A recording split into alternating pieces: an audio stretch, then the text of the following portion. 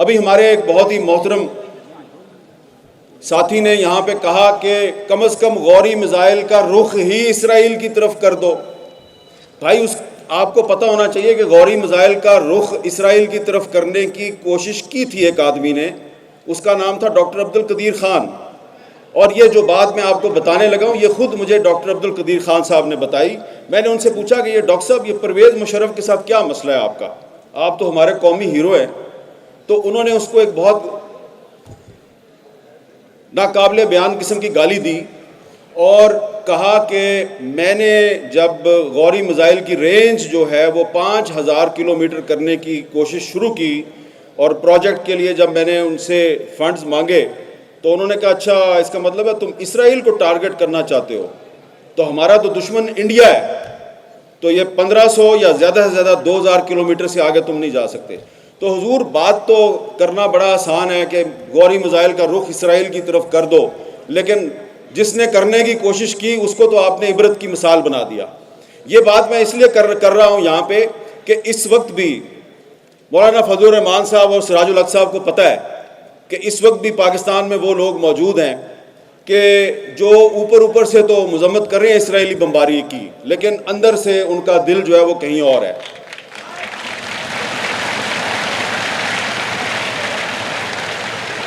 میں کوئی لمبی چوڑی بات نہیں کرنا چاہ رہا. دسمبر کا مہینہ ہے اور دسمبر کا مہینہ اس لیے امپورٹنٹ ہے کہ دسمبر 1931 میں شاعر مشرق علامہ اقبال نے مسجد اقصیٰ کا دورہ کیا.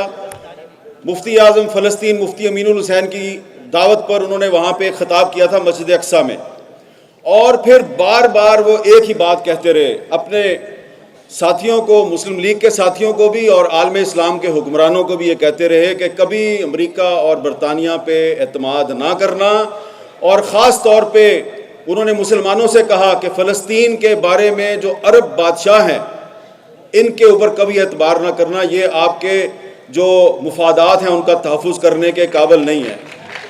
اور یہ بات آج صحیح سچ ثابت ہو رہی ہے. اس وقت میں کسی عرب بادشاہ کا نام نہیں لینا چاہتا کہ وہ تم تو بہت کچھ کر سکتے ہو لیکن تم نہیں کر رہے. ہم بہت سے عرب بادشاہوں کے نام لے سکتے ہیں جو صرف زبانی بیانات تو جاری کر رہے ہیں لیکن عملی طور پہ انہوں نے کوئی مدد نہیں کی فلسطینیوں کی. ہمیں سب سے پہلے اپنے گھر کا جائزہ لینا چاہیے کہ آپ کے اپنے گھر میں کیا ہو رہا ہے. اب آپ یہاں پہ اتنا بڑا آپ نے اجتماع کیا ہے، یہاں پہ آپ اچھی تقریریں ہوں گی، قراردادیں منظور ہوں گی، لیکن آج پاکستان کی جو اس وقت موجودہ حکومت ہے اس سے یہ پوچھنے کی ضرورت ہے کہ آپ بار بار جو یہ کہتے ہیں کہ مسئلہ فلسطین کا حل 2 اسٹیٹ سلوشن ہے، 2 ریاستی فارمولہ، تو یہ پاکستان کی کون سی پارلیمنٹ نے یہ فیصلہ کیا؟ کہاں پہ یہ فیصلہ ہوا کہ 2 ریاستی سلوشن جو ہے وہ مسئلہ فلسطین کا حل ہے؟ اور کیا یہ ہمارے نگران وزیر اعظم صاحب جنہوں نے 2 اسٹیٹ سلوشن کی بات سب سے پہلے کی، مطلب پتہ ہے آپ کو 2 اسٹیٹ سلوشن کا مطلب کیا ہے؟ مطلب یہ ہے کہ 2 اسٹیٹ سلوشن کا مطلب یہ ہے کہ جی آپ اسرائیل کا جو وجود ہے اس کو تسلیم کر لیں اور اسرائیل کو بھی تسلیم کر لیں، اور یہ جو غزہ اور دریائے اردن کا جو مغربی کنارہ ہے اس طرف جو فلسطین ہے یہاں پہ ایک فلسطینی ریاست قائم کر دیں. تو یہ 2 اسٹیٹ سلوشن ہے. اب میں اس 2 اسٹیٹ سلوشن کو کیوں مسترد کرتا ہوں، میں اس کے کیوں خلاف ہوں؟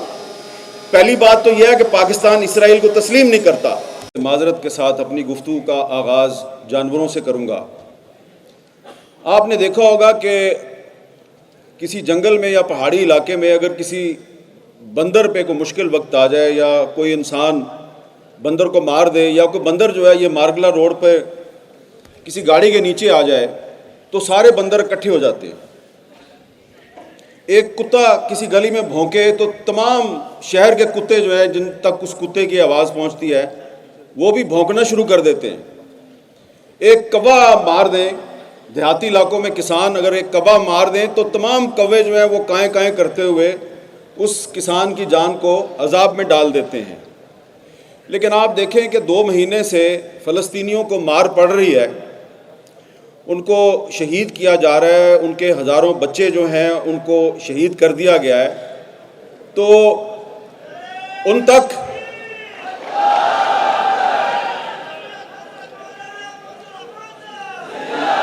بھائی آپ کی بڑی مہربانی، مجھے صرف 5 منٹ ملے ہیں. اور دوسری بات وہ یہ ہے کہ بانی پاکستان قائد اعظم محمد علی جناح نے 1948 میں جب اسرائیل کو تسلیم کیا گیا تو اس 2 اسٹیٹ سلوشن کو انہوں نے مسترد کر دیا. ان کو جب یہ کہا گیا کہ آپ اسرائیل کو تسلیم کریں تو انہوں نے انکار کر دیا، اور قائد اعظم نے خط لکھا امریکی صدر ٹرومین کو، اور اس خط میں یہ کہا کہ اسرائیل ایک ناجائز ریاست ہے، آپ اس کی سپورٹ بند کر دیں. تو لہٰذا اگر آج پاکستان کی کوئی حکومت 2 اسٹیٹ سلوشن کو سپورٹ کرتی ہے یا کہتی ہے کہ مسئلہ فلسطین کا حل 2 اسٹیٹ سلوشن ہے، تو اس طرح وہ دراصل اسرائیل کو تسلیم کرنے کی بات کر رہی ہے، اور ہم اس کو تسلیم نہیں کرتے.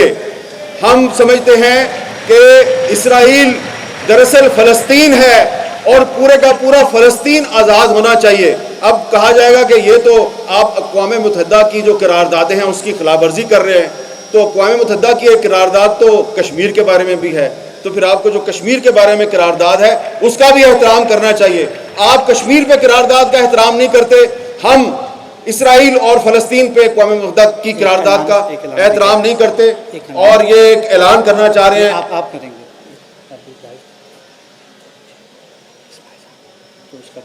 جی ٹھیک 2 بجے. اور یہ بھی اس میں ایک پورا چیپٹر ہے کہ جو 2 اسٹیٹ سلوشن ہے یہ پاکستان کی پالیسی نہیں ہے. نگران وزیر اعظم 2 اسٹیٹ سلوشن کو تسلیم کر سکتا ہے، ہم نہیں کرتے. اور ابھی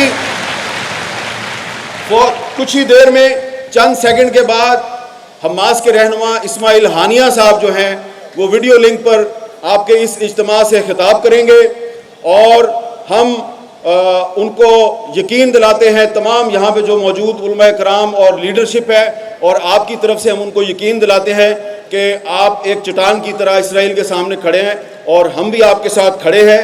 اور اسماعیل ہانیہ صاحب جو ہیں وہ یقیناً بہت سے جو مسلم ممالک ہیں ان کی جو حکومتیں ہیں وہ ان کو پسند نہیں کرتی، لیکن تمام مسلم ممالک کے عوام جو ہیں وہ اسماعیل ہانیہ کو اپنا ہیرو سمجھتے ہیں، اور ہم آپ کے ساتھ ہیں. ہماری حکومتیں آپ کے ساتھ ہو نہ ہوں، لیکن ہم سب آپ کے ساتھ ہیں.